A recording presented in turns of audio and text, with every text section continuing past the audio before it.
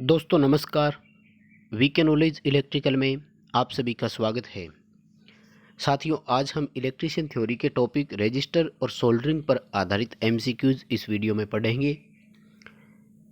UPPCL exam की दृष्टि से ये सभी क्वेश्चन आपके लिए इम्पोर्टेंट हो सकते हैं, इसलिए सभी क्वेश्चंस को लास्ट तक आप ज़रूर देखें। कारण सहित आपको उत्तर बताएंगे सभी क्वेश्चंस के कि इसका उत्तर ये कैसे आया। इसलिए आपसे निवेदन है कि सभी क्वेश्चन को लास्ट तक आप ज़रूर देखें। दोस्तों, ये हमारी पेड टेस्ट सीरीज़ का हिस्सा है जहां ऑनलाइन टेस्ट नंबर 89 हुआ है। आप इस तरह के टेस्ट देना चाहते हैं तो आप ज्वाइन कर सकते हैं। कंप्लीट मेंबरशिप के लिए आपको कम्युनिटी टैब में व्हाट्सएप नंबर मिलेंगे, वहां से आप कॉन्टैक्ट कर सकते हैं। साथियों, सभी क्वेश्चन को लास्ट तक देखना और क्वेश्चन यदि पसंद आ जाए तो वीडियो को लाइक ज़रूर करना, अपने दोस्तों को आगे इसे शेयर ज़रूर करना। आप हमारे चैनल पर नए हैं तो चैनल को सब्सक्राइब ज़रूर करना। इसी तरह के नोट्स हम आप तक प्रोवाइड करवाते रहेंगे। एग्ज़ाम में सफलता के लिए आप चैनल पर और भी वीडियो देख सकते हैं, काफ़ी वीडियो पहले से भी अपलोडेड है। चलिए दोस्तों, शुरू करते हैं आज के सवाल से। क्वेश्चन हिंदी और इंग्लिश दोनों भाषाओं में है तो आप आसानी से इसको समझ पाएंगे और काफ़ी इजी क्वेश्चन भी है लेकिन इम्पोर्टेंट भी है। एग्ज़ाम में इस तरह के क्वेश्चन आ सकते हैं, आईटीआई में इसी तरह के क्वेश्चन आपको देखने को मिलेंगे। सवाल नंबर 1 आपकी स्क्रीन पर है कि 1 मेगा ओम किसके बराबर होता है। देखिए दोस्तों, मेगा जो होता है उसमें 10 की पावर 6 होती है, राइट। तो हम ऐसा कुछ लिखें जो 10 की पावर 6 के बराबर हो। तो देखिए, ऑप्शन को जब आप देख रहे हैं ध्यान से तो सी ऑप्शन आपके सामने है, 1000 किलो ओम। यानी 3 जीरो तो हमने यहाँ पर लगा दिया और किलो जो है इसमें 3 जीरो होती है, यानी 1 मेगा ओम और 1000 किलो ओम एक ही बात होती है। क्वेश्चन का आंसर सी होगा। नेक्स्ट हमारा सवाल है कि इलेक्ट्रॉनिक कार्य में प्रयुक्त सोल्डर का गलनांक कितना होता है। दोस्तों, इंपॉर्टेंट क्वेश्चन है, इसे याद रखें आप, ठीक है ना। इलेक्ट्रॉनिक कार्य में जो सोल्डर होता है उसको सॉफ्ट सोल्डर कहते हैं, यानी नरम सोल्डर। और नरम सोल्डर का जो गलनांक होता है वो लगभग 183 डिग्री सेंटीग्रेड के आसपास होता है। 183 डिग्री सेंटीग्रेड लगभग इसका होता है। ए ऑप्शन आपका यहाँ पर सही रहेगा। बिल्कुल स्टैंडर्ड आंकड़ा है, इसे याद ही रखें आप, जब भी क्वेश्चन आए तो सीधा सीधा आप इसको उत्तर कर पाएंगे। सवाल नंबर तीसरा कि सिक्स्थ बैंड वाला जो रजिस्टर होता है उनमें सिक्स्थ बैंड किसको दर्शाता है। देखिए दोस्तों, हमारे पास कलर कोड बैंडिंग के अकॉर्डिंग यदि बात करें तो 3 तरह के रजिस्टर होते हैं, 3 तरह के प्रतिरोधक होते हैं। कौन कौन से? जिनमें 4 बैंड हो, जिनमें 5 बैंड हो, जिनमें 6 बैंड हो, यानी टोटल 3 तरीके के। कुछ में 3 भी हो सकता है तो उसमें टॉलरेंस नहीं होगी, बात सीधी सी है। तो यदि 4 बैंड हो तो फर्स्ट और सेकंड जो होते हैं वो तो सिग्निफिकेंट डिजिट को दर्शाएंगे। तीसरा घटक जो होगा वो मल्टीपल फैक्टर यानी गुणक घटक को दर्शाएगा और चौथा बैंड टॉलरेंस को दर्शाता है, ठीक है। 4 बैंड वाले की बात कर रहा हूँ मैं। यदि 5 बैंड हो तो ध्यान रखें 1 2 3 तीनों सिग्निफिकेंट डिजिट को दर्शाते हैं। ध्यान रखना, अच्छी चीज़ है दोस्तों। और नंबर 4 जो होता है वो मल्टीपल फैक्टर को दर्शाता है और नंबर 5 जो होता है वो टॉलरेंस को दर्शाता है। यदि 6 आ जाता है तो सेम 5 तक तो बराबर चलेगा कि 1 2 3 तीनों सिग्निफिकेंट डिजिट को दर्शाएंगे। चौथा जो है वो मल्टीपल को, पांचवा जो है वो टॉलरेंस को और छठा जो है वो टेम्परेचर को, ppm प्रति डिग्री केल्विन, इसमें दर्शाता है। तो सिक्स्थ बैंड जो है वो टेम्परेचर कोफिशिएंट यानी ताप गुणांक को दर्शाता है, ठीक है। सिक्स्थ बैंड में याद रखना, ठीक है। टॉलरेंस को कौन दर्शाएगा? 5वां घटक। मल्टीप्लायर घटक को कौन दर्शाएगा? चौथा। डिजिट वैल्यू को कौन देंगे? 1 2 और 3। 6 के 6 बैंड याद रखना, इंपॉर्टेंट है। अगला सवाल, रियोस्टेट में प्रयुक्त तार कौन सी है? यूरेका होती है भाई, जानते हो ना सभी, याद होगा सबको। निकिल और कॉपर की मिश्र धातु है। तो यूरेका का ही पुराना नाम जो था ना वो कॉन्स्टेंटन धातु था। ये उत्तर रहेगा कॉन्स्टेंटन। यूरेका ऑप्शन में है नहीं, बात एक ही है। और कॉपर निकिल की मिश्र धातु होती है, ये भी याद रखना, काफ़ी अच्छा क्वेश्चन है। अगला सवाल हमारा, इलेक्ट्रिक आर्क फर्नेस में प्रयुक्त इलेक्ट्रोड कौन सा है? यानी विद्युत आर्क वाली भट्टी। जो देखो, इलेक्ट्रिकल आर्क जब भी होता है, जैसे आपने आर्क लैंप का नाम भी सुना होगा, जब इलेक्ट्रिक आर्क की बात जब भी आए तो ध्यान रखना इलेक्ट्रोड हमेशा कार्बन का होता है। चाहे आप सिनेमा प्रोजेक्टर में प्रयुक्त आर्क लैंप की बात करो तो उसमें भी दोनों इलेक्ट्रोड जो है वो कार्बन के हैं। चाहे आप इलेक्ट्रिकल भट्टी यानी फर्नेस की बात करो। बी उत्तर अपना यहाँ पर सही है, कार्बन होगा। अगला सवाल है कि निम्न में से कौन सा प्रतिरोधक अन्य की तुलना में बेटर है। देखो कंपैरिजन किस बात में किया जा रहा है आप समझ गए होंगे। मान वैल्यू सबकी समान है, इसका मतलब वैल्यू के आधार पर तो कंपैरिजन हम नहीं कर रहे। आप देख रहे हैं कि डिफरेंस जो है वो टॉलरेंस में है, इसका मतलब जो कंपैरिजन किया जा रहा है वो सहनशीलता में किया जा रहा है। ध्यान रखें दोस्तों, जिस प्रतिरोधक की सहनशीलता जितनी कम होती है वो उतना ही अन्य की तुलना में उत्तम माना जाता है, बेटर माना जाता है। यानी ए ऑप्शन अपना यहाँ पर सही रहेगा। कहने का मतलब यहाँ पे ये है कि ये ऐसा प्रतिरोधक है जो 22,000 ओम का 1% कम ज़्यादा कर सकता है। तो सटीक वैल्यू कौन देगा हमें, यही देगा ना। ये देखो ये 22,000 का 20% कम या ज़्यादा दे सकता है। मान लीजिए हमें किसी सर्किट में 22,000 ओम प्रतिरोध की ही आवश्यकता थी, और मान लीजिए कि हम इस डी ऑप्शन वाले को ले लेते हैं, तो ये तो 22,000 का 20% का मतलब हो गया कि लगभग 450 ओम कम कर देगा रेजिस्टेंस। तो फिर मतलब क्या रह गया। तो जिसकी टॉलरेंस कम हो वह प्रतिरोधक उतना ही बेटर माना जाता है।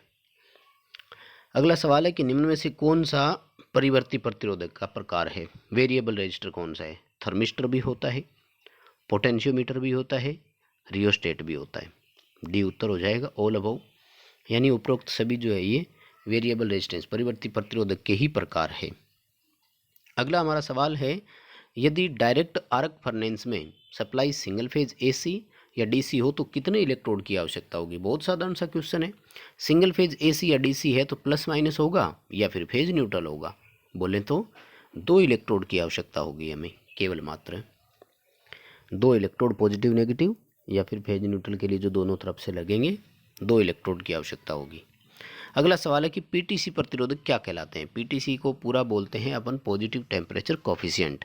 ये सामान्यतः इसमें धातु में आती है, यानी कि वे पदार्थ जिनका ताप गुणांक धनात्मक होता है, जिनका प्रतिरोध ताप बढ़ने से बढ़ता है। और पीटीसी जो होते हैं इनको सेंसिटर बोलते हैं। ठीक है। वेरिस्टर जो होते हैं ये वीडीआर वोल्टेज डिपेंडेंट रजिस्टर होते हैं, इनको बोलते हैं वेरिस्टर। थर्मिस्टर जो होता है इसको बोलते हैं एनटीसी, नेगेटिव टेम्परेचर कोफिशिएंट होता है। तो आ ही गया अगला सवाल अपना, वेरिस्टर क्या होता है। तो वेरिस्टर वीडीआर को बोलते हैं।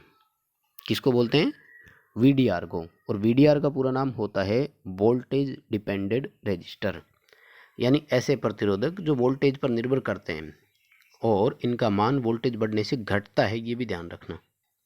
ठीक है। अगला हमारा सवाल है कि प्रतिरोधक का मान 1 ओम से 10 ओम के बीच होगा यदि तीसरे बैंड का कलर हो। देखिए तीसरे बैंड जो होता है वो मल्टीपल फैक्टर होता है, और तीसरे बैंड में मल्टीपल फैक्टर 0.1 आता है। किसका, गोल्डन का। सिल्वर का आता है 0.01 आता है। तो ए ऑप्शन अपना सही रहेगा। गोल्डन यदि हो तो मान 1 ओम और 10 ओम के बीच में होगा। फॉर एग्जाम्पल आप मान लीजिए कि पहले दोनों डिजिट का कलर ऐसा था कि 99 आया, लेकिन तीसरी पट्टी यदि गोल्डन है तो मल्टीप्लाई 0.1 से करोगे तो आंसर कितना आया, 9.9 ओम हुआ ना, 10 ओम से कम हो गया। इसी तरह से यदि तीसरी पट्टी सिल्वर है तो मान 1 ओम से भी कम आएगा। ध्यान रखना, हमेशा फिक्स है, चाहे पहली और दूसरी पट्टी का कलर कैसा भी क्यों ना हो। अगला हमारा सवाल है कि 6 बैंड रजिस्टर में गुणक घटक को कौन दर्शाएगा। ये तो सवाल वापस रिपीट हो गया एक तरह से। 6 बैंड वाले में मैं बता ही चुका हूँ कौन सा क्या करता है ना। तो जो मल्टीपल फैक्टर है उसको चौथा बैंड दर्शाता है। ठीक है। 5वां घटक जो है वो टॉलरेंस को दर्शाएगा और छठा टेम्परेचर को दर्शाता है। अगला हमारा सवाल है कि इलेक्ट्रॉनिक कार्य में प्रयुक्त सोल्डर में टिन और शीशे का अनुपात कितना होता है। साधारण सा क्वेश्चन है। टिन लेड कितना होता है, 60-40 है ना, 60-40। टिन की मात्रा अधिक होती है, ध्यान रखना। टिन जो है वो ज़्यादा रखा जाता है, 60% टिन होता है, 40% शीशा होता है, लेड बोलते हैं जिसको। अगला सवाल, 3 लाल रंगों से चिन्हित प्रतिरोधक का मान क्या होगा। यानी तीनों रेड ही है, आर आर आर है तीनों ही। ठीक है। तो देखिए आर जो है वो 2 नंबर पर होता है, नो डाउट। तो 2 हो गया, सबका 2 ही है, आप देख रहे हैं। अब बात बनेगी कि तीसरी पट्टी कितने की है। तो कलर का जो सीक्वेंस है वो सबको याद होगा ना। और जो 2 है तो इसके 10 की पावर 2 ही होती है, यानी 100। तो आपको क्या करना है, 22 को 100 से मल्टीप्लाई करना है, 2200 ओम बनेगा। और 2200 ओम को हम क्या लिखते हैं, 2.2 किलो ओम लिख सकते हैं, राइट। अपना बी उत्तर यहाँ पर सही हो जाएगा। अगला हमारा सवाल है कि एक ऐसी विद्युतीय युक्ति जिसका इस्तेमाल प्रतिरोध घटा बढ़ाकर धारा नियंत्रित करने में कर सकते हैं वो कौन सी है। देखो बैटरी का नहीं कर सकते, एमीटर का नहीं कर सकते, ये तो धारा नापने के लिए, और मल्टीमीटर भी करंट वोल्टेज और रेजिस्टेंस टेस्ट करने के काम आता है। तो बचा कौन, रियोस्टेट। एक प्रकार का वेरिएबल रेजिस्टेंस ही है, 3 टर्मिनल होते हैं इसमें, तो अपन इसके रेजिस्टेंस को कम या ज़्यादा करके सर्किट की करंट को कंट्रोल करने का यूज करते हैं। अगला सवाल है कि जॉइंट पर सोल्डरिंग क्यों की जाती है। देखो सोल्डरिंग अन्य सभी जॉइंट की अपेक्षा मजबूत जॉइंट माना जाता है, यानी इसमें एक तो लूज कनेक्शन नहीं रहते कभी भी, इसलिए कनेक्शन या जॉइंट पर कभी स्पार्किंग नहीं होती।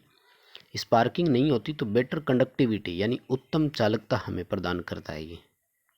2 इंक्रीज कंडक्टिविटी यानी जॉइंट को यांत्रिक मजबूती भी प्रदान करता है और चालकता भी बढ़ाता है। 100% चालकता कहते हैं कि सोल्डरिंग वाले जॉइंट में ही संभव मानी जाती है। जैसे वैद्युतिक कोई भी जॉइंट है ना, अन्य सभी जॉइंट की तुलना में सोल्डरिंग में 100% विद्युत चालकता का मान संभव माना जा सकता है। अगला सवाल है कि 1200 ओम मान के एक प्रतिरोधक को लेटर कोड विधि में कैसे लिखा जाएगा। देखो लेटर कोड विधि जो होती है ना, उसमें आर, के और एम इन 3 शब्दों का यूज करते हैं रेजिस्टेंस की वैल्यू लिखने के लिए। ठीक है, जहाँ से ये शब्द हटते हैं वहाँ पर पॉइंट लगता है और आगे इन्हीं की वैल्यू लिखती जाती है। जैसे मैं आपको 3 एग्जांपल दे रहा हूँ, 1R2, 1K2 और 1M2 अगर मान है किसी पर अंकित, मतलब इनमें से कोई एक अंकित है, तो उसकी वैल्यू कैसे आएगी। पहले की आएगी 1.2 ओम, दूसरे की आएगी 1.2 किलो ओम, और चाहे तो हम इसको 1200 ओम लिख सकते हैं।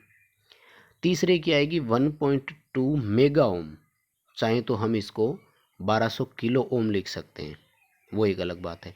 यानी जहाँ से ये हमने आर, के, एम हटाया वहाँ पर सब में पॉइंट लगा दिया, जिस तरह का शब्द हटाया आगे वही इकाई लगा दी। तो फिर हमारे 1200 ओम के लिए क्या बनेगा, 1K2 का 1.2 किलो ओम, यानी यही 1200 ओम हो गया। ये कितना बनेगा, 12 किलो ओम बोलें तो 12,000 हो गया। ये सी ऑप्शन वाला कितना बनेगा, 0.12 के ओम बनेगा, 120 ओम ही आएगा इसका सी का, ये तो नहीं बनेगा ना। अगर 120 ओम का आ जाता ना तो हो सकता है सी उत्तर आपका सही हो।